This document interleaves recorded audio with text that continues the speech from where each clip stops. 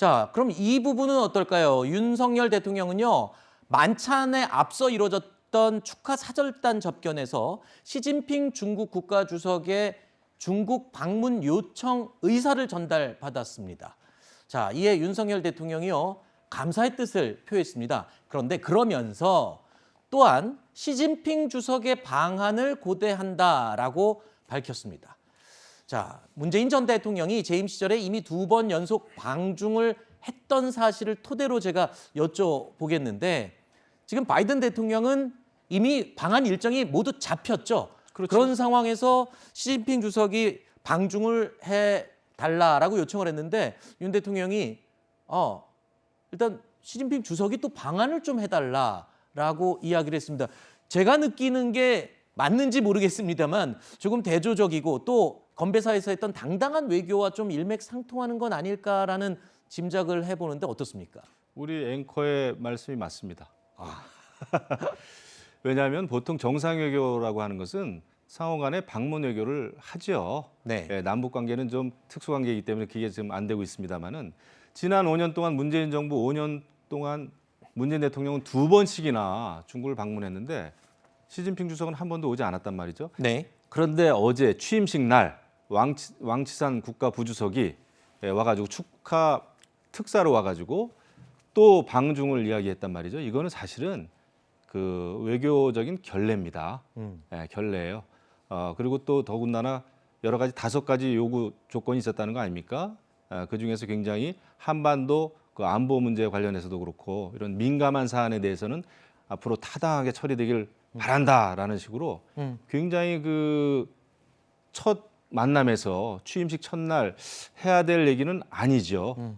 방중까지 또 그 요청을 했고 그래서 저는 윤석열 근데 그 대통령이 중국의 뜻을 미리 알고 있었던 것 같아요. 아하. 그래서 답변을 제대로 한 겁니다. 네.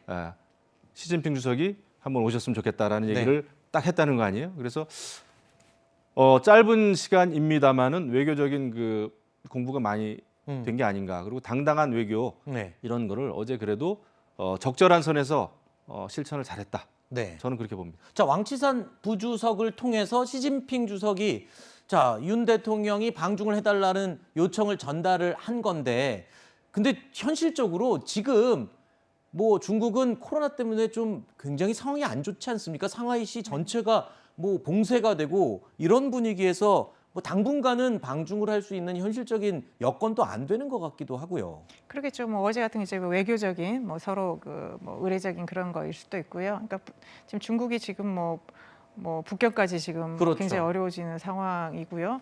일단 이번에 이제 바이든 대통령과의 한미 정상회담이 있고 여기에서 기본적으로 한미 관계랄지 중국과의 관계 이런 부분들에 대해서 아마 폭넓게 얘기가 되면서 네. 앞으로 그러면 한국이 어떤 자세를 취해야 될지들이 좀 많이 고민이 필요할 것 같습니다. 네네. 그리고 또 이제 시진핑 국가주석 그러니까 중국 같은 경우는 올 10월에 또 공산당 대회가 있어서 시진핑 국가주석의 3연임 또 이런 문제도 있기 때문에 네.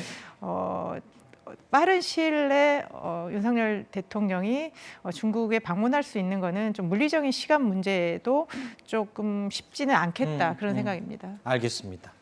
자, 윤석열 대통령의 임기는 어제부터였지만 앞서 저희가 전해드리고 말씀드린 것처럼 취임식과 만찬 등의 일정을 소화하다 보니까 용산 집무실의 본격적인 업무는 사실상 오늘 아침부터라고 할 수 있겠죠.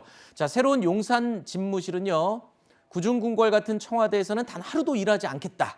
이렇게 말했던 윤 대통령의 강력한 의지 덕분이었는데 제가 그 현장 취재 기자한테 물어보니까 네. 지금 용산 집무실에 대통령 전용 엘리베이터가 없다는 얘기를 전해 들었거든요. 자, 이렇게 된다면 아침에 저희 제작진이 모여서 그런 얘기를 나눴습니다.